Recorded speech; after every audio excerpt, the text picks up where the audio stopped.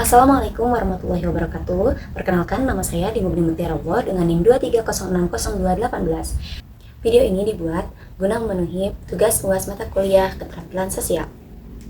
Baik, pada kesempatan kali ini saya akan mencoba menjawab beberapa pertanyaan dari kasus yang telah ditentukan, yaitu mengenai empati dan kesadaran sosial.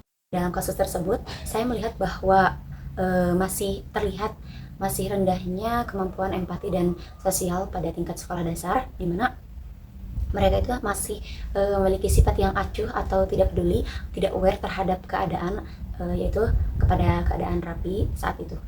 Nah, dari kasus tersebut muncullah beberapa pertanyaan. Mengapa sih siswa SD itu penting diajarkan atau dilatih untuk memiliki sikap peka terhadap kondisi temannya misalnya. Nah, itu pentingnya karena dengan mereka memiliki sikap peduli terhadap kondisi orang lain, nantinya itu mereka akan memiliki sikap peduli, kemudian mereka juga memiliki sikap menghargai perasaan orang lain, saling membantu, serta membuat lingkungan kelasnya itu lebih nyaman dan penuh kebersamaan. Dengan memiliki sikap tersebut, siswa itu SD itu tidak sengaja dilatih untuk memiliki kemampuan bersosialisasi dan membentuk karakter yang baik.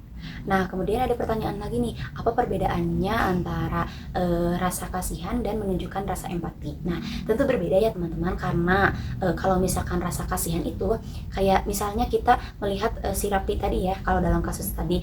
Nah, si Rapi itu tidak membawa makanan. Nah, kemudian kita belajar VOV-nya gitu ya, ketika kita menjadi Rapi, kita juga akan merasa misalkan lapar atau malu karena ada yang bilang kenapa nggak bawa makanan, itu kan akan rasa malu. Nah, kita itu mampu merasakan hal itu.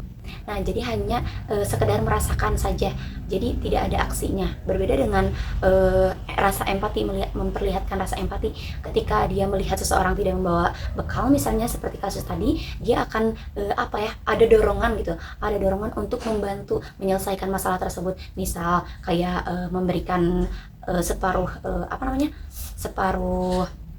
bekalnya kepada si Rapi. Nah, itu adalah bentuk dari rasa empati. Jadi empati dan rasa kasihan itu tergolongnya berbeda, karena kalau misalkan rasa kasihan hanya sekedar merasakan jadi dia seperti apa, tapi kalau misalkan empati itu kita itu memberikan dorongan untuk menyelesaikan masalah tersebut.